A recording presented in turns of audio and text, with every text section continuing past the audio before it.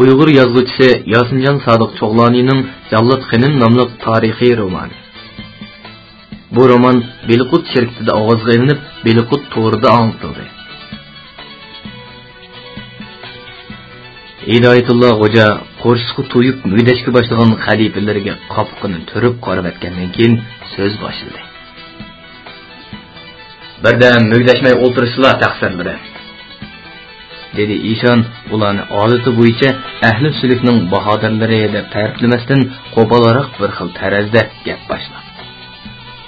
Ishonning ovozidan cho'chib isi kelgan xalifalar qaytadan yukinib qaddini rustlashdi. Hidoyatulloh Ishon qalamtirashning uchi bilan tishini qo'layotgan Molla Boqiy xalifaga oliyib bir qarab etgandan keyin gapini davomlashtirdi. Bayam shahzoda oliylari bilan muloqotda bo'lib, Ostoniga lashkar tortishini qarordan o'tkazdim. Inshaalloh, bu ish pat yaqinda vujudga chiqdi. Shu vajdan bizmi darhol Ostondagi murd hidoyatchi yoru birodarlarimizni harakatlantirib, tayyorlik qilib turishimiz kerak. Hidoyatulloh Ishon bir bog' belidek oppoq soqollari kenligiga tushib turgan qeyri xalifasi Abdurazzoq xalifaga qarab qo'yib, gapini davomlashtirdi. Abdurazzoq xalifam Qashqadagi yoralardan yosh kuchtingerlarni yig'ib, bir sufi lashkar qo'shin tashkillab, o'zi bu qo'shinga bosh bo'ldi. Lozimli qurol yaroqlarni shahzoda oliylariga deb o'rda lashkarxonasidan oldirib berman. Qog'onlaringlar Molla Soqiy xalfam bilan Molla Boqiy xalfamga yordamlasizlar. Hozirlar Ostonaga yo'lga chiqib, Ostona, Makit, Qog'ilistiki yoralardan sufi lashkarlar qo'shini tashkillaganini sir. Ushbu yurtlardagi sulhni tark etgan avom orasida shahzoda yo'l bosgan oliylarining adl va adolati, mehr shafqatlari haqida, Sultan Abdullah xonning adolatsizligi va zolimligi haqida targ'ibot iborsiz. Ol yurtlardagi sufi lashkarlar darhol Qashqarga jam bo'lg'ay. Ostonaga lashkar tortishdan iborat maqsad muddaolar nihoyatda pinhon tutilg'ay. Bo'libmi Maxtumzodlar boshlig'idagi Soqiya sulhidagi qaratog'liq murtlardan to'limi ehtiyot qilsinlar.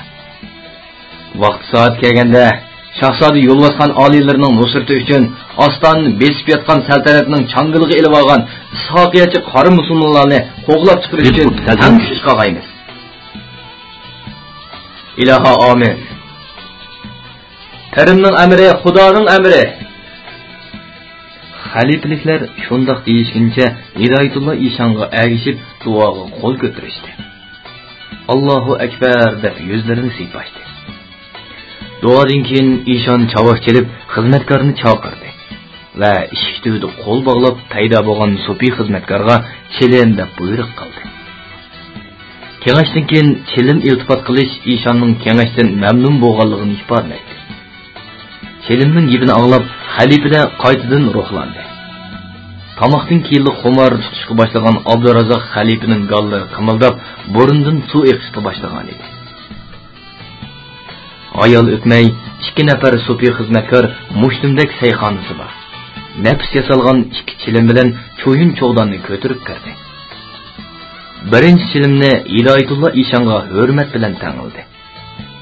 Ishon chilimni qo'liga olib bo'g'icha, yana bir sufi xizmatkor liq nashi besilgan chilimning sayxonasiga cho'yin cho'g'dondagi o'rik o'tinning cho'g'ini loq chegiri bilan qisib olib soldi.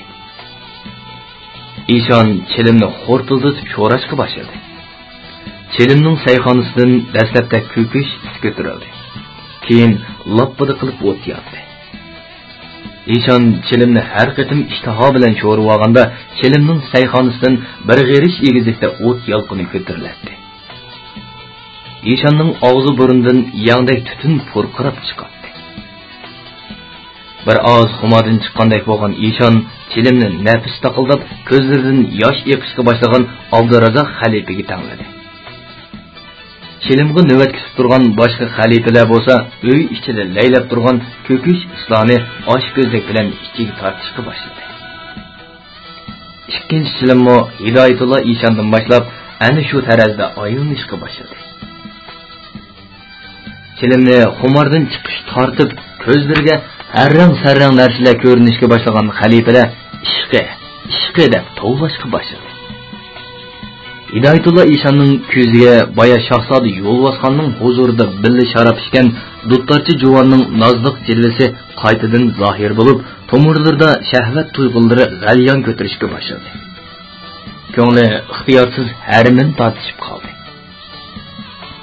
O birlari tomg'i yo'langunicha, birlari beshini ikki tizining to'niga sangilatguncha allaqandoq shirin xiyollarga asir bo'lib ketgan xalifalarini tashlab qo'yib, daldiginib o'rnidan turdi.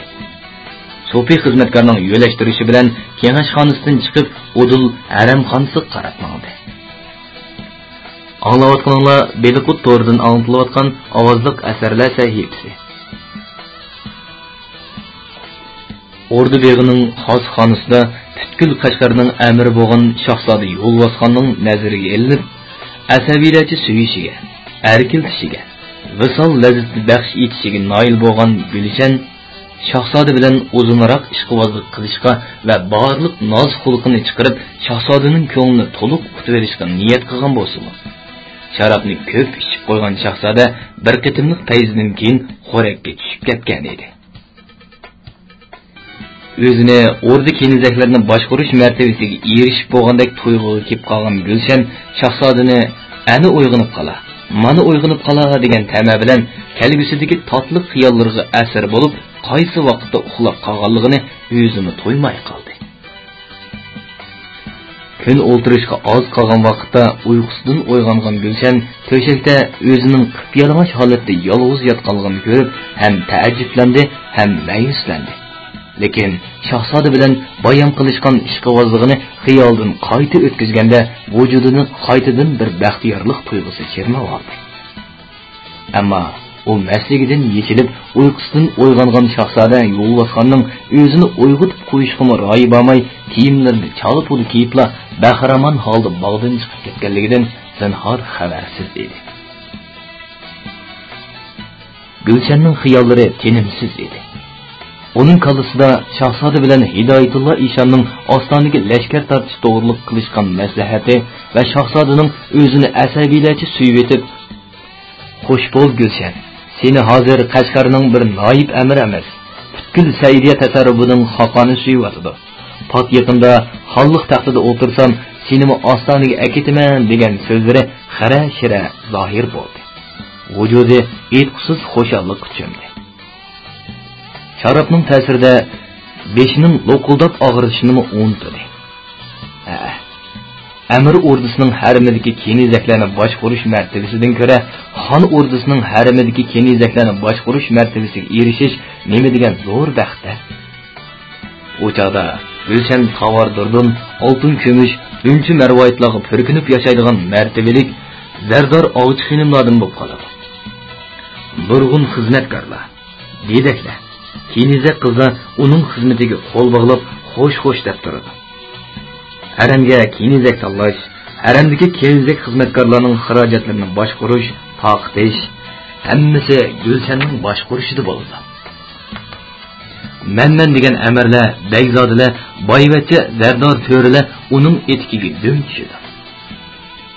Sanduq hamyollarini tilla, javohiratlar bilan to'ldirib etadi. O çağda Gulshan Bazmixonning heliqi g'itmak xo'jayinni qandoq xo'rlashni, qandoq jazolashni oldirmay o'ylashidi. Uning qilgan haqorat xo'rliqlarini bir-birlab ko'ziga ko'rsatdi. Gulshan ana shundoq tinimsiz xiyollar ilkida so'ri o'qishni unutib g'usul qildi. Ondan kiyimlarini kiyib, bezaklarini taqab, ordu beg'ining darvozasini tayyorlab qo'ygan mapi chiqdi. Udul endi sarayidagi Bazmixonaga jo'nadi. Odatda asr vaqtidan burun ancha qizimaydigan Bazmixona bugun qozondakli qaynab ketgan edi. Sarayning kangri saynosidagi 10 necha mapiga qarab, Gulshan bugun Bazmixonaga xeli ko'p mehmon kelganligini payqadi. Bazmixona ichidagi ayrim xonlardan anglangan Allah Allah sadolari Bazmixonning qilin tomlaridan aks sado qaytardi. Gulshan o'zining hujurasiga kirib, yo'g'on tishlini aynakning oldida garim qilishga tutindi. Shu asnoda takallufsizlik kirib kelgan Bazmixona xo'jayini bo'sug'idan putini ola olmayla Gulshanga ta'ni tashlarini etishga boshladi. "Voy Allah, Gulbeli xonim, endi keldima?" tilining jodalarini qilib, yo'llariga talmirib turgan boyvachchilar beshimni o'choq etib etayil dedi. Man qaydisizlar, misildab o'ltamay pardozlarni g'ash-g'ushla qilib, mehmonlarning oldiga chiqsalar. Ovozi ayollarnikidek yumshoq chiqadigan, soqolsiz ko'sa yuziga so'z anglik, chaqmoq kirpiklik chiroyli ko'zlariga surma, nozik inchki barmoqlariga xeni yiqib, ayollardek nozxo'liq bilan so'zlashni yaxshi ko'radigan 30-35 yoshlar chamisidagi bu g'itmak xo'jayindan Gulshan odatda o'ligidek qo'rqatdi.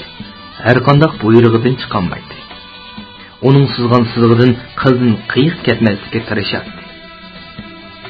Oydek jamoli, yiqimliq suzuk ovozi, tangdossiz dutor chelish mahorati sababli buningdan 10 necha yil burun ko'ngilning kayniga kirib, bir nomatga ergishib bu bazmixonaga kirib qolgan Gulshan nurg'un qarz hisobiga mushu bazmixonaga go'rigi tutib qilingan edi. Shuningdan keyin u bu Hindi sarayidan o'z ixtiyorligi bilan bir qitimga ayrilib boqmadi. Dilqut xazinasi dutor chelib, naqshi o'qib berib, bazmixonaga kirgan boyvachchilarning ko'nglini ochdi. Ammo bazmixondan beshini elib chiqib ketishga hargiz jur'at qilolmaydi. Nomi butkul Qashqar shahriga pur ketgan bu naqshchi xotinni endi sarayvan bilan mushu g'itmak xo'jayinlar shar'iy mahkamasining chalmi kesak qilib o'ltirishga buyurishidan qo'g'dab kelyotdi.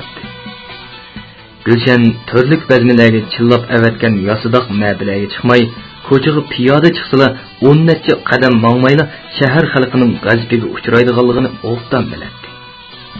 O chaqda uni hiyliqi bey to'rlarning hech qaysisi qo'g'dab qanot ostiga olmaydi. Shunlashqa u har qancha xo'rliq tassin, bu g'itmak xo'jayinning ko'ziga qarashga majbur edi. Uning sizmi bazmixonasi va mol dunyosi bilan Qashqarning lo'kchak qalli kasallarni indakka keltirib olgan bu g'itmakning qo'ldan har balo keldiganligiga Gulshan ishonadi. Shunlashqa har amallarni qilib Shahzoda Yo'lbosxonning himoyasiga erishib, bu yerdan qutulib chiqishni kech-kunduz orzu qiladi. Bugun Shahzodaning alohida iltifotiga noil bo'lgan Gulshan xilli yurakli bo'lib qolgan edi. Shunga u xo'jayinning o'nchidek qaddiga, qeniq pardoz qilgan oq posmoq chiroyiga yaratmagan qiyofati nazar tashildi. Lavlarini yemirib javob berdi. "Nimanchilar oldirdilar, xo'jam?" dedi Gulshan xo'jam degan so'zni masxara bilan so'zib talaffuz qildi. Shahzoda oliylarining qishidan xoligancha yenib kelib beshim 10 mede mening. Shahzoda oliylari mang'ili qo'ymay tutib qoldi. Yerimi xilil oldirdim. Bo'lmasa biz degan Shahzoda oliylarining oldida bir tal xastakli odamlarmiz. G'itmak xo'jayin Gulshanning Shahzodani pesh qilib ta'addi qilayotganligi, ya'ni sen Shahzodaning oldida nimita bir tal xasikmi arzimaysan deyotganligini tushunib g'azabdan titradi. Shundaqdimi ishki tuyg'usini oshkorlamadi. O Gulshanning sochlarining yuyilgan bo'lsa-mu uyrilganligini, chiroydagi garamlarning hatto ko'zlariga surilgan surmining pokiz yuyilib ketganligiga qarab, bugun Gulshanning Shahzodaga yolg'iz dutor chelibli bermaganligini, shunlashqimi uning birdili yuraklik takabbur bo'lib qolganligini jazm qildi. Har ehtimolga qarshi o'zini besib olib, ehtiyotchan pozitsiyaga o'tdi. Rostli Shahzoda oliylariga yarab qolganmidi bu jalab? Turqidan qaraganda shundaqdek qiladi. Akavorligini qaramamdigan. Shahzoda uningga biror ishni va'da qilgan o'xshamamdi. Shahzoda uningga rostli homiylik qilami? Mumkin emas. Balki bu jalabning qosh ko'zlarini o'ynatib, noz qilib xuluq chiqarishiga chidab turolmay, biror qatim ko'nglini ochdim-ochgandi. Shundaq Shahzodaning harmida erkakchilik qo'nmagan ne qizlar samandek tursa, bu qiyri jalabga qarashga Shahzodaning nada cho'lisi? Xat to'xtatdi. Gatiga rosa bir advonni berib, o'zining kimligini o'zingga to'ntib qo'ymaydigan bo'lsa. Ostondan kelgan boyvachchi xo'jam nimishqa hozirgacha yenimga kirmaydi deb qayib ketib bordi. Mo'g'bachaning bu so'zlari G'itmak xo'jayinning xiyolini uzib qo'ydi. U darhol esiga keldi. Gulsanga qarab, chiroyiga yosmi kulgi yuguribdi. "Ayna demidimmi, Gulbala xonim? bayatdan beri sizning qag'ishlarini qilib, yo'da qilgan dal ashu ostondan kelgan boyvachcha. Shu haqni to'la taqozo qilmay, ildan bo'lsalar oltin beliqi. G'itmek xo'jayinning oltin belig'im deb ta'bilashlardan ko'ra, ostondan kelgan boyvachcha Gulshanni bakarak diqqatini tortgan edi. Ostondan kelgan boyvachcha bo'lsa, tanishib qo'yish kerak. Pat yaqinda Shahzoda Yo'lbosxon bilan ostonaga borsa, damonliqqa tanish bilasiz, yo'lpasiz qolmayman. Buning qanchalik zeyni yo'q. Gulshan tortishib turmayla o'rnidan turdi. G'itmek xo'jayinning kaynidan agashdi. Xos xonaga kirib kelgan Gulshan to'rdagi kimxob ko'rpining ustida badashxon qurib o'tirgan, amdili 30 yoshlarning qorasini olgan, qop-qora burutlari gulrang chiroyiga qo'ymu yarashgan, qora qoshliq, ko'zlari chaqnab turadigan o'ng qishining ustida bir ilik tortiqi so'latlik bu yigitni bir qarabli tanidi. Xo'shalligidan yuraklari o'ynab ketdi. Yigit Gulshanning javobini salamiga o'rnidan turdi. Mehmonning so'latlik kiyinishidan yeb ichish uchun ziyoda ko'p nozu ne'matlarni buyurib, sexiylik bilan pul topshirishidan. Mehmonga Gulshanni tepib bersa, texmi ko'p nafga erishadiganligi ko'z yetgan G'itmek xo'jayin boyatdan beri Gulshanning yo'liga uningdan bakarak talmirib ketgan edi. Shunlashqa Gulshanni ko'ribla ochiqlab ketishining sababi shu edi. O'zlari bayatdan beri to'la jedilni qilib ketgan oltin beliqini mana shu, dedi G'itmek xo'jayin boyvachcha yigitga Gulshanning alohida tanishtirib. Qani beliqni oldinlarga akilib berdi. Endi u sizni ertib bir daryo suvi aylantirib, hollardan ketkizib etmasa hisob emas. Bu beliqni qarmoqlarga ilindiramazlik, qarmoqlarning datisining ching bo'shliqqa bog'liq bo'lib qoldi emsa? G'itmek xo'jayin qilgan gapiga o'zining masliga kelib, qo'shlab oltin uzuk selib olgan barmoqlarining dumbisi bilan og'zini etib olib, nozliq kuldi. Ballarini pulg'ab, kassasini o'ynab qo'yincha xonadan chiqib ketdi. Va eshik tubida kutkiga mehmonning buyurtmalarini vaqti-vaqtida akirib berib, yaxshi kutishini alohida topilab qo'yib, g'oyib bo'ldi. Ahvollari yaxshimi, boyvachcha xo'jam? dedi Gulshan mehmondan qaytadan ahvol so'rab. Shu ketgancha bu bazmaxonaga faqatla oyoq bosmadilar. Har qitim asliginimda bilib bilmay ko'ngilni chigib qo'ygan bo'lg'imidim deb ko'p iztirob chekdim. Yo'qsa, men bu xayrni doim eslab turdim. Mana bugun Qashqarga kelibla odil bazmaxonaga keldim. O'zlarini sirtga chiqib ketgan, elig'ich keladi deyishdi. Yelimdan hech nima o'tmay yo'llarga qarab turishim. Gulshan yigitning shirin shekar so'zlaridan xuddi choyga solgan qanitdakli erib ketdi va buningdan 3 yil avvalgi ishlarni g'ilpalli ko'z oldidan o'tkazdi. Shu chog'da yigitni bu bazmaxonaga Qashqardagi bir necha begzodlar tasaddubiy boshlab akirgan va Gulshanni qishqatqizib, do'ttar chaldirib bazma qilib bergan edi. Shu chog'da Gulshanning yetimlik ovozi va mahoratlik do'ttar chalishlarga shaydo bo'lib qolgan yigit Gulshandan ko'zini uzolmagan edi. Ishqibozlikda xeylilib pishib qolgan Gulshanmi qosh ko'zlari va ma'nilik beqishlari orqali yigitga ko'ngil maylini bildirgan edi. Bazma oxirlashganda yigit do'stlari bilan chiqib ketib, ayol o'tmayla o'zi yolg'iz yenib kirdi. Gulshan bilan bir kecha birga bo'ldi. Va atigini xo'jayinga berishga tegishli haqning sirtida Gulshanga 2 tilla hadiya qildi. Gulshan bu 2 tillani G'itmek xo'jayindan yo'shirib, bo'yniga esib olgan tumorining qaytarib tikib, saqlab qo'ygan bo'lib, bu 2 tilla hozirmi o'sha tumor bilan bo'ynida bor edi. Gulshan yigitning mardligi, sehiyligi va ishqibozlikda to'limi yegona bir yigit ekanligini har qitim asqog'inida ashundoq bir kechining yana bir takrorlanishini to'limi armon qiladi. Mana bugun Gulshan barliq tilaklariga yetadigan o'xshaydi. İşte Shahzodaning iltifotiga noil bo'ldi. Mana endi 3 yildan beri yuragining cho'nqur qetida o'chmas iz qoldirib ketgan yigiti bilan qayta didorlashdi. O'zlarining keldiganliklarini bilgan bo'lsam, hech yerga chiqmay kutgan bo'ladsan, dedi Gulshan sharab to'ldirilgan jamni yigitga tanglab turib. Xudo xolisa pat yaqinda Ostonaga berib qolsam, pat didor ko'rishib turamiz. İnşallah, deganlarga ilohim, dedi yigit. Jamlik sharabni ichayli. Aşağıda billi sharab ichganimiz faqatli esimdan chiqmaydi. Yigit nima uchundir ishkirlab so'rab qoldi. Ostonaga nima vajidan borgan bo'lib qoldi hemen? Shahzoda yo'l bosgan oliylari billi oqirdigan bo'ldi, dedi ayajalangan Gulshan maqtangan holda azvaylab so'zladi. Bugun meni shahzoda oliylari huzurga chaqirtib, ma'tavat etgan. Orada beg'ida bazmi qilib o'tirsak, Hidoyatulloh Eshon Pir Buzurg hazratlari kirib keldi. Shahzoda bilan Eshon hazratlari Ostonaga lashkar tortadiganligining maslahatini qilishibdi. Eshon hazratlari ketgandan keyin shahzoda oliylari menga pat yaqinda Ostonaga berib, taxtda o'tirsam, senimi billa aketaman dedi. Ostonaga berib qolsam, bundaq sharaf ishkash ko'ngil ochadigan fursatlar ko'p bo'ladi, xo'jam. Shu topda yigit Gulshanning chiroyidan ko'ra gapiga bakaroq e'tibor beryapti. U o'zining Qashqar safariga chiqqanligidan ham bu bazmixonaga kelganligidan to'liq mamnun bo'lgandek ko'rinadi.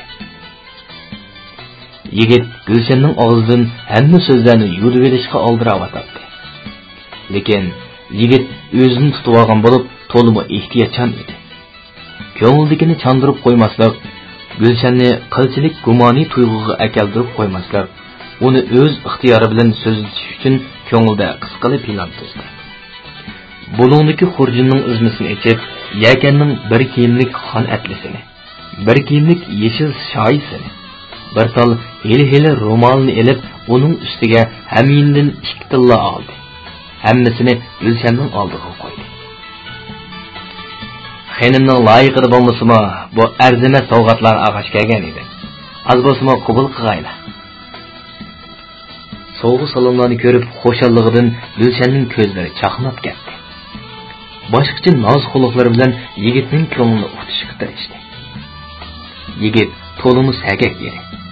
U sharobni o'zi ozroq ichib, Gulshanni ko'parak ichishga da'vat qildi va chandurmayla gapni Gulshanning Ostonaga berish ishiga yetkazdi. Hech nimadan bexabar Gulshan bo'lsa, yigitga bugun tushda Shahzoda Yo'lbosxonning o'rdi beg'ida Hidoyatulloh Eshon bilan qilishgan maslahatlarini va masjidda o'ziga bergan va'dasini to'liq bilan so'zlabdi. Paygohda eshak angrasa, uni to'rga yetmagidek cho'ngliqdagi Hazrat xonaqosining ichi 4-5 yuz so'pi darvishning hum huvlari bilan qaynab ketgan edi. Xonaqoning qibla tarafidagi mihrobda Eshon Pir Buzurgning o'rni bo'sh bo'lib, aşı bo'sh o'rinning ikki tarafida tom bo'ylab o'tirishgan soqollari kindigiga tushgan qiyada darvishlar. Qiziyotgan jari samonning ritmiga moslashtirib, gavdasini ikki tarafga tang irg'itib, boshlarni oldiga gildingishguncha hum Alloh deb jarri tortib o'tirishardi. Qo'llarining mağduri bor tandurus yosh va o'ttir yosh so'pilar tükürüklarini chachiritganicha hum deyishib, eli ta'tur pirqashganicha yerga gulib tashlab, so'rinning dal o'ttirisida sapoyinlarni jaldoqshitib chog'inicha talqin etayotgan 4 nafar hofizni chambar shaklida o'rab, sama har tortishmoq usuli o'ynashmoqda edi. Abdurazaq xalifa bo'lsa, jari samada to'li cho'rgilab yerib ketgan yoki besh qiyib o'ltirib olgan so'pilarni qo'ldagi hosisi bilan xuddi qo'shqinga o'ltirib olgan eshakni haydagandek so'ngachlariga sanjib, beqillariga niqtab, gadallaridan ittirib, so'ringa tushishga haydakchilik qiladi. Jari bilan samoning ritmi buzilib, putqo'llari hukumatning udoriga kamday qolgan to'pning qishig'i kelib, xuddi dirijorlarga o'xshash imo ishoratlar bilan jarri samoni qaytadan hukumatning ritmiga tushirib moslashtirishadi. Hum sadolari xuddi xonaqoning chig'vosliq o'gisini echivatgudek darajada guldirlaydi. Bu guldirlashlar ichida hofizlarning talqinlari xuddi yerning tegidan chiqayotgandek nihoyatda ojiz anglanadi. Ularning nima deb munojat etayotganligini bilmak to'liq tas edi. Jari sama bo'lsa, barg'on sira avjiga chiqmoqda. Şu daqiqada o'ng ta'tiri perqirashganicha har tortishmoq usuli o'ynayotgan bu so'polani bayam chekkan nashining kayfi obdalla tutgan bo'lib, perqira verib xudini yo'qotishgan edi. Shu topda birlari o'zini havoda parvoz qilayotgandek, bulutlar ustida laylab yurgandek yoki jannatdagi hurlarning paxtadek yumshoq, beliqdek sho'x quchoqlarga ashq pechakdek chirmashgandek sezishib, o'zlarining perqirawatganligini yoki xoniqa tomlarining perqirawatganligini bilolmay qilishgan edi. Mana bir qancha so'pa og'izdan ko'p yenib, yerga yiqilishga boshladi. Birdandala xuddi o'jmi to'kilgandek yiqilishga boshlagan bu so'plarni so'rindan chetga tortib ochiqib ulgurmayotganligini ko'rgan Abdurazzoq xalifa "Avo" deb nari tortdi. Bu so'rinda texnichili perqirawatgan jarri tamochilarga to'xtashga berilgan buyruq edi. Abdurazzoq xalifa bir qancha qatim nari tortgandan keyin xudini yo'qotish darajasiga texi yetmagan bir qism so'plar to'xtab shaqqida so'rindan chiqishdi. Ammo xudini yo'qotib yoki o'zining va yoki xoniqa temining perqirawatganligini bilolmagidek darajaga yetgan bir qism so'plar bo'lsa, har bir nafas olishda bir qatimdan hum deb bir izda cho'rgilab jarri samodan to'xtamay yotadi. Abdurazzoq xalifa bularning g'ossini shirtib yurib, ming bir jafoda aran to'xtatdi. Jarri samo tinjigandan keyin bayatdan beri ovozini bo'ldi degicha qo'yib berib, hukumat o'qib, uni bo'g'ilib qolgan hofizlarning o'rniga boshqa hofizlar almashdi. So'rinning o'ttirsiga kelib o'tirib, yurakni azgidek mungluq ovozda hukumat o'qishga boshladi. Ishq daftari sig'mas do'stlar dargohiga, jumla oshiq yig'ilib borg'ay bargohiga. Yetti do'zax toqat qilmas bir ohiga, harni qilsang oshiq qilg'il Parvardigor. Oshiq dardini talab qildim, darmoni yo'q. Ishq yo'lida jon berganning armoni yo'q. Bu yo'llarda jon bermasam imkoni yo'q. Harni qilsang oshiq qilg'il Parvardigor. Ishq bozori ulug' bozor soda harom. Oshiqlarga sendan o'zga g'avg'o harom. Oshiq yo'liga kirganlarga dunyo harom. Harni qilsang oshiq qilg'il Parvardigor.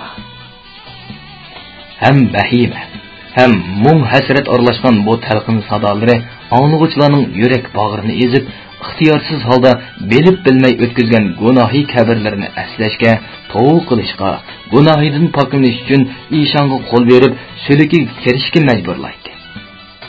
Vujudiga qiyomatning turli qiynoq azoblari vahim sog'an sabba, oq ko'ngil, nodon so'pi darvishlar qo'rqinch, tashvish ilkida azoblanib, o'tga tushgan qildek to'lg'inadi.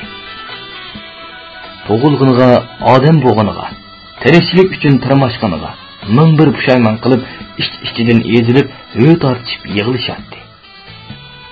Bu azoblardan qutulish uchun ishon piridan madad tilashdi.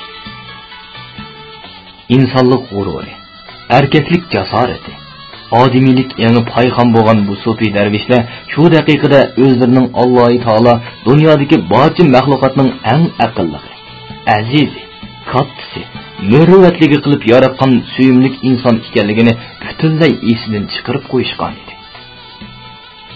Alqi samo surunni boshlab berib, xonqodan yenib chiqqan Xo'ja Hidoyatulloh ishon pat yaqinda Shahzoda Yo'lbosxon bilan Ostoniga lashkar tortib borgandan keyin qildigan ishlari haqida xiyol surib, bir besib, ikki besib, dadisi Xo'ja Muhammad Yusuf ishonning qabrisi to'yiga kelib qolganini to'ymayli qoldi. Kichkerak bir eg'iz uyda yasalgan Hazrat Gumbizi kecha qorong'usida ancha ko'zga cheliqmaydi. Hidoyatulloh ishon gumbazning yog'och panjirlik eshigini ochib, ichkariga kirdida, jaynamoz o'rnida o'chga qo'y terisi silingan 3 poylik qabrning tubida yukindi. Peshonasini qabriga takkizib turib, o'ksib yig'layapti. Shu topda dadisi Xo'ja Muhammad Yusuf ishonning vaqtsiz o'limi uning yurakidagi qisosxo'rlik o'tini lovuldatmoqda edi.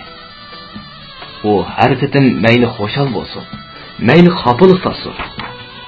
Sülük təvirtiş işleri mayli o'ng'utasin, mayli o'ng'sizlikka uçursun, udul dadısının qabri beşiq keladi.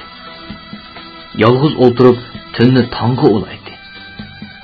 Yenidən yeni planlarni, har xil qo'g'liq shumliqlarni dadasining qabrisini quchoqlab turib tuzatdi. Dadasi bilan xiyoliy muңlashatdi. O'y xiyollarini deydi va ko'ngliga pukkan maqsadlari uchun maslahat so'raydi. Dadasining ishqiya so'lkani tarqitish yo'lida elib borgan yapoliq riyozatlarini eslaydi. Bu yerda o'ziga yenidan yangi ishonch, g'ayrat, shijoat topadi. Shu topda u buningdan 20 yil burun dadasini qazo sharbitini ichishga elib borgan ostona safarini xiyoldan o'tkazib edi, ichi ochiq bo'lib ketdi. Vujudiga bir hassa zahar yig'ildi. Milodiya 1646-yil Kashkuz. Qashqar shahrining kunchiqish tarafiga joylashgan Yog'dudagi Xo'ja Muhammad Yusuf Ishonning xonaqasi yuzlagan sufi darvishlar bilan to'lib ketgan edi. Soch soqollarini bo'ldi degicha qo'yib etishgan. Jul-jul jandilik bu darvishlar xonaqo saynosidagi eski kigiz bo'rilarning ustida va xonaqo tomlariga yo'linib o'tirib, oftob so'ngash eg'izmonlarini kartilditib qashlab, qo'yinlardan, ishtonlarning eg'izlaridan pitlarni beqishib, neriroqda qaynayotgan doshning tezroq pishishini kutib, ta'magarlik bilan o'tirishadi. Yana kimlardir Hazrati Mazar podshohi Parbuzurik Xo'ja Muhammad Yusuf Ishonning cheksiz mehr shafqatlari, ajoyib kashfu karomatlari haqida og'zidan ko'pik chachartib so'zlayotdi. Ularning shu topda Kashkuzning jondan o'tadigan sovuqidan oftobsizlanib, pittiqib o'tirishlari, kunda 3 vaqt qaynayotgan doshqa talmirib, emgak qilmay qornin beqishlarimi ashu Parbuzurikning cheksiz shafqat inoyatlarining jumlasidan edi albatta. Xo'ja Muhammad Yusuf Ishon bo'lsa, shu topda bahordek illib ketgan yosida qutubxonasida o'rik o'tinning cho'g'ida yol-yol issiq chiqarib turgan cho'yun sandalga yepilgan yotqonga putini tiqqanicha yelin yaktiki bilanla pay yostiqiga yo'langunicha o'tirardi. 13-14 yoshli xizmatkor so'pchoq yumron mushtumlar bilan Ishonning gajgisiga yengil mushlavatdi. Shu asnoda Abdurazzoq xalifa yengil qadam bilan kirib keldi. Ishonga egilib turib salom berdi.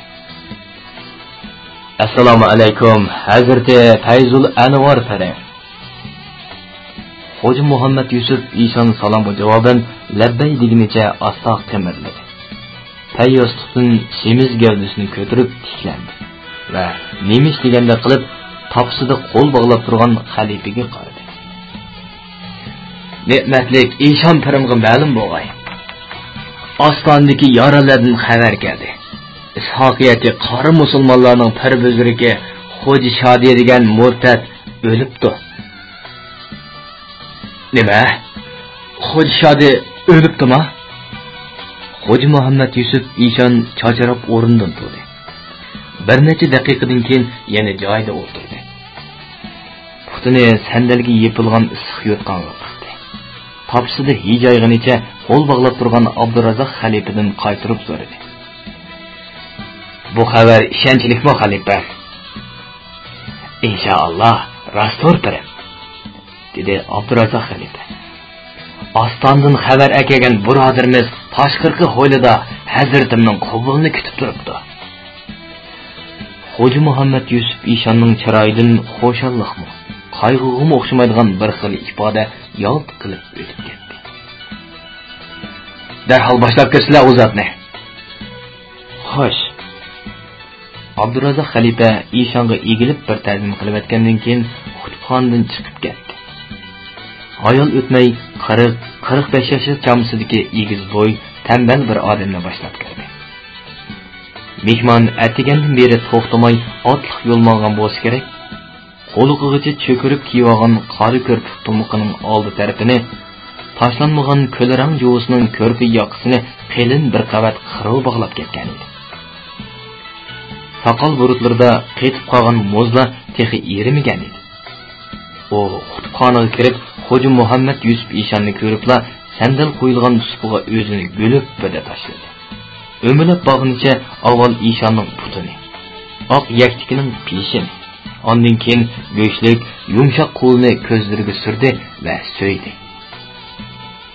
Xo'ja Muhammad Yusuf Ishon qo'liga bu muxlisning soqol bo'rtidagi qaro muzlarning tegib suvishidan yerganda bo'lg'ay, lekin ishki tuyg'usini yo'shirib, bu muxlisning sadoqatmanlik bilan qilayotgan harakatlariga sukut qildi. Hazrati Mazar podshoh Pirbuzurning jamolini ko'rishga, muborak qo'llarini suyishga, to'n sarpoyalarining pashlardagi changlarni ko'ziga surtishga musharraf bo'lgan muxlis necha kundan beri tatgan yo'l azobini pak-pakiz unutib, hayajonda ichidan ezilib yig'lamoqda edi. Sabr qilg'aysiz, ey zotil axtob murtad, dedi Xo'ja Muhammad Yusuf Ishon murtning to'gi topindek yo'g'on, qo'pol, yirik, muzdek alqonlari ortidan qo'lni asta tortdi. O'zini Pirbuzurning zotil axtob deb atavaganligini anglab, yeliq murt qaytadan hurkirab yig'ladi. Abdurazzoq xalifaning bo'lsa bu ataqqa torlig'i kelib, ishchi odat ketib boradi. Chunki u hozirgacha xo'jisidan ta'ma qilib kelayotgan zotil axtoblik irshodnomasini ololmagan. Hatto boshqa sufi darvishlarning oldida biror qitim bo'lsa-mu Ishon pirining og'zidan zotil axtob deb atilishiga muyassar bo'lolmagan edi. Xo'ja Muhammad Yusuf Ishon bo'lsa ashaddiy dushmani. Navri inisi Xo'ja Shodining o'lim xabarini akagan bu murtqa in'om berish tariqasida zotil axtob degan bu so'zni alohida ishlatib o'tadi. Ishon pirning sabr qilg'aysiz deb qayta tasalli berishi bilan yiliqi xabarchi sufi o'ksib yig'isini to'xtatdi. Xo'ja Muhammad Yusuf Ishon Xo'ja Shodining o'lim sababini ujur-bujurgacha tafsiliy so'radi. Ostondagi barliq yoralarimiz uzundan beri ul mulhid ishoqiyatchi qoratog'liq murtlarning zulmini yetkish tatdi, dedi xabarchi Sofi Ishon pirining savoliga qanoatmanlik javob berib bo'lgandan keyin gapini davomlashtirdi. Mana endi janobi Fayzul Anvar Pirbuzurning qarg'ish tutib, ul murtad Xo'ja Shodi o'ldi. Ostondagi barliq yoralarimiz to'rt ko'zi bilan Hazrati Mazar podshohi buzurgvorimizning yo'liga quyoshdek jamoliga talmirmoqda. Ishon pirimiz tezroq Ostonaga hijr qilib, Dahriy sulton Abdulloh xon va uning amirlarini Ostondagi texichilar sulikka kirmagan ozg'unlarni sulikka da'vat qilib, barliq murt yaralarni azob sitamlardan xalos qilgan. Inshaalloh, dedi Xo'ja Muhammad Yusuf Ishon va Abdurazzoq xalifaga qarab gapini davomlashtirdi. Bu murtimiz xabar yetkazish uchun kecha-kunduz to'xtamay yo'l yurib, ko'p riyozat chekibdi. Tahixonaga boshlab, g'izo taomlar bilan ayrim kutsalar. Namoz peshindan keyin barliq xalifa mas'ullar xutubxonada muayyar bo'lg'ay. Muhim ishlar to'g'riliq mushavarat qilg'aymiz. Xo'sh. Abdurazzoq xalifa Ishonga egilib salom bergandan keyin mehmonni boshlab chiqib ketdi. Xo'ja Muhammad Yusuf Ishon bo'lsa, allaqandoq bir filollarni ko'ngliga pukib, qo'ldagi kahrava tasvirini tez-tez siyirmoqda edi. Qo'sh olqonchilik cho'nliqdagi sopoldan yasalgan bo'y o'chqining ichidagi adrasman, olchi yog'ichi va qo'y yig'i yo'rik o'tinning cho'g'ida tutab kuyib, Ishonning xutubxonasini xushbo'y hidga to'ldirgan edi. So'pining o'tirsiga joylashtirilgan cho'yun sandalning ustiga yepilgan temir panjilik qopqoqda yol istar qiladi. Xutubxonning ichi bahordek ilib ketgan edi. Xutubxonaga yig'ilgan 8 nafar xalifa qushlardagi jandi-juva, paxtaliq to'llarini silib etib, Xo'ja Muhammad Yusuf Ishonni cho'rdab, kimxob ko'rplarning ustida qalatsiz masi o'tiklar bilan bahuzur o'tirishdi. Dasturxon tavoq, legan-leganlardagi qizarib pishgan yog'liq to'qash, shexidan hozirda uzgandek to'jiklab saqlagan olma anor, ko'k amut, qo'g'un uzumlar bilan ko'milib ketgan edi. Xo'ja Shodi o'limining xo'shalligidanmi aytavur, Xo'ja Muhammad Yusuf Ishon dasturxondagi ne'matlarga ishtiho bilan tegish qilyotdi. Xo'jasining tayliga qarab, xalifalarning qo'llari bilan og'zi tinimsiz harakatlanmoqda edi. Faqat Xo'ja Muhammad Yusuf Ishonning o'ng tarafida badashxon qurib o'tirgan 21-22 yoshlardagi qoshliq, kirpiklari qizlarnikidek tal-tal. Ichki mag'zi chekib qo'ysila qon tepchirab chiqqudek qizil, bahor maysidek yumra, soqol burutlari chiroyiga xo'ymi yarashgan. Oppoq xachko'nglik ustida kimxob to'n kiyib olib, belini ishonchi zarrang bal ro'mol bilan bog'lab olgan, zilvog'ini kiygan yosh yigit uyquchan xumarliq ko'zlarini qo'ldagi qizil olmaga tikkanicha xiyolchanlik bilan ishtahosiz o'tiradi. Bu Xo'ja Muhammad Yusuf Ishonning Qo'mulda tug'ilgan o'g'li Xo'ja Hidoyatulloh edi. Munab Xo'ja Shodining o'limi bilan Soqiyachi Mo'tlarning so'r hayvisi butunlay so'ndi. Yo'langan teg'idan, ishongan yo'lboshchisidan ayrildi. dedi Xo'ja Muhammad Yusuf Ishon kayfi chog' holatda qo'liga elib olgan bir shingil uzumning kahravodek donalaridan bir taldan uzib og'ziga sepdi. Bu ostonni ishqiya silkimizning tasarrufiga elishimizning eng yaxshi fursati. Xo'ja Shodining ikki maxtumzodasi texkichek. Ularning silki bosh bo'lishiga vaqti bor. Men bu fursatdan foydalanib ostoniga berib, Dahri Sultan Abdullah xonning moyilligini qo'lga keltirib, saltanat suri bilan silkimizni butkul Saidiya tasarrufiga kengaytmoqchiman. Ey janobi zotil iqtiborlari, buning asli qanday qaraysizlar? Maşallah, dedi Abdurrazzaq xalifa xo'shamat ko'yliq bilan yeji. Og'zidagi loqmani chag'li chaynab yolmag'anicha. Hazreti Mazar Podshoh Firimning so'zlari, Hazreti Imom Azam rahmatulloh alayhimning so'zlaridan bishoratdir. Buzrukvorimiz haqiqatchilarning sultoni, saodat yo'liga mang'uvchilarning jahon aynigidir. Munofiq Soqiyachi Mo'tlar Dahri Sultan Abdullah xonni hiyli nayranlari bilan ozdirib, o'z sulkiga kirgizib olib, aql ko'zlarini etib olmagan bo'lsa, u Dahri xon allburun ne'matlik karimizga qo'l berib murt bo'lgan, saodatman ishqiya sulkimizga iroda qilgan, Bayzul Anvar buzurkimizni o'rdiga taklif qilib, opirib, murtad Xo'ja Shodining o'rniga davlat ustozi deb jakarlagan bo'lar edi. Helimo ham kechikib bo'lsa-mu, Saidiya tasarrufining borjida saodatman ishqiya sulkimizning yulduzlari chaqnaydigan payt yetib kelgan o'xshaydi. Shunda qilsalar pirim, ostoniga darhol hijrat qilsalar. Dahri sultonni sulkimizga da'vat qilib, ozg'un Soqiyachi ag'yorlarimizning qori yuraklarini dog'lab jazolasalar. Boshqa xalifalarmi og'zi tegmay so'zlashga boshladi. Shunda qilsalar pirim, ostoniga berib, ahli tariqatning binosini qayta qursalar. Shariatning mariki maydonida ot choptirsalar degan. Sahovatning ochqichini muborak qo'llariga osiladi, jaholatning qulpini ochsalar. Kashfiyu karomatlar bilan ul g'animalarni hayrat qoldirsalar. Adlu adolat xolis shamshiri pirim. Avliyo anbiyolarning eng ulug' peshvosi pirimsiz. Shariatning, tariqatning, haqiqatning, ummatlarning shohi toji pirimsiz.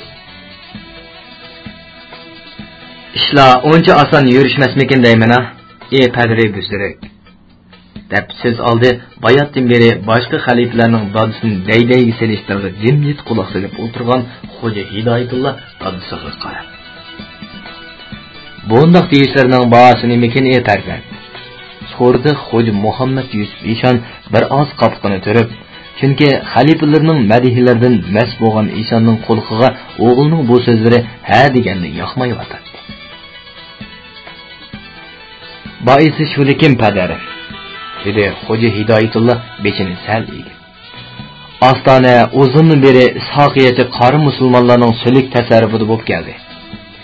Gerçi Xo'ja Shodining o'limi bilan ular cho'ng bir to'rigidan ayrilgan bo'lsa-mu, lekin ularning o'z suliki, xo'jasi uchun jinini aymaydigan xalifa, sulik mas'ullari bor. Ular o'z sulik tasarrufini qo'g'dash uchun har qanday ishdan yanmaydi. Uningdan boshqa Dahri Sultan Abdullah xonning o'rda amirlarining tangdan to'lisi degidek Soqiya sulikining sadoqatini mo'tlardi. Mushularni hisob qilganda Muktam Federal buzurikning ostoniga oldirib hijrat qilmigi to'limi yengillik bo'lib qolmasmi? Navoda biror kelishmaslik yuz berib, buzurikvar padarimga qiyim xatar yetib qolsa, Peyg'ambar ojiz farzandlari shundaqla butkul ishqiya sulkidagi murshid yorallar umrlik dog'u hasrat qoldigan ish bo'lib qolmasin deyman-a? Hay, ortiqcha g'am yetkazma, ey farzand, dedi Xo'ja Muhammad Yusuf Eshon Xo'jazodasining bu duosini tushungandan keyin chiroyiga kulgi yugurdi. Men bu qatam Ostonaga sulik tavritish nom bilan emas, marhum navri qarindishim Xo'ja Shodi Eshonning musibat ta'ziyasi uchun Fotiha o'qig'ili borman. Mo'shundoq nom bilan Ostonaga borsam, bir nanchida o saqiyachi modlar zinhor gumondor bo'lmaydi. Ikkinchida betxotlashib o'z g'ami bilan bo'ladi. Uchinchida Dahri Sulton Abdulloh xon bilan ko'rishib, xonni ahli ishqiya sulkimizga da'vat qilishimga fursat chiqadi. Navoda ko'nglimga tutgan mudoyim to'liq amalga oshib qolsa, Xo'ja Shodining ikki maxtumzodasini tarbiyamga elib boshpanoh bo'laman deb tam bilan Qashqarga qaytirib kelib, yo'limizni to'sib turgan yilonning tuxumini baraqliq quritib tashlayman. Xalifalar xo'jasining planini anglab, xo'shalliqdan shollarini yiqitib maqtaydi. Navoda Padri Buzruk Ostonaga hijrat qilish niyatidan yonmasa, undaqda menmo hamra bo'lib bilib borman, dedi Xo'ja Hidoyatulloh johillik bilan. Ey aziz xo'jazodam, ko'yilganingizga rahmat, dedi Xo'ja Muhammad Yusuf Eshon ta'sirlangan holda ko'ziga yosh berib. Men sizning o'g'lim va varisim bo'lganligi uchun sulkimizning mo kelgisidan voyim yemayman. Siz ilmu kamolatga voyaga yetib, tariqat sulkimizni hidoyat yo'liga boshlovchi qutbul ahboblik maqomiga ulashdingiz. Behuda ishlar uchun ortiqcha voyim yemagaysiz. Aslida Qashqarning noib amiri Shahzoda Yo'lvosxonni dadisining o'rniga taxtga chiqarish orqali Kutkuz Saidiyani ishqiya sulkimizning tasarrufiga elish mudoyim bor edi. Ammo Shahzoda texi go'dak bo'lg'achqa bu mudoyimizni ro'yobga chiqarish uchun xeyli ko'p haraj tortishga, nurg'un mushkulotlarni yengishga 10 necha yillab fursat kutishga to'g'ri keladi. Mana o'ylamagan yerdan Xo'ja Shodining o'limi bu planimiz sizmi büyük maqsadlarimizni ro'yobga chiqarishga fursat yaratib berdi. Bilishingiz kerakki, ey farzand, bu Alloh taoloning bizga yog'dirib bergan cheksiz inoyatidir. Yana arsal bo'lib bo'lsam, navbatda qo'ldan berib qo'yib, pushaymon g'o'risini tetib qilishim cho'qim. Meni bu niyatimdan zinhor to'smag'aysiz. Ham Qashqarga kelib, bizlarkim Padri Buzrugingizning o'rnida murshidlarimizni ahli ishqiya sulkimizning hidoyat yo'liga boshlab to'g'aysiz. Ilohi amin. Xo'jazoda Hidoyatulloh yana johillik qilsa, Padri Buzrugning g'azabiga uchrashdan qo'rqib jim bo'ldi. Belqut shirkatida ovozga ilinib, Belqut to'g'rida anglatilayotgan Uyg'ur yozuvchisi Yosinjon Sodiq To'g'lonining Jallod Xonim nomli tarixiy romanini bugun mush yergacha anlatdik. Davomini atidagi anlatishimizda davomli anlatamiz.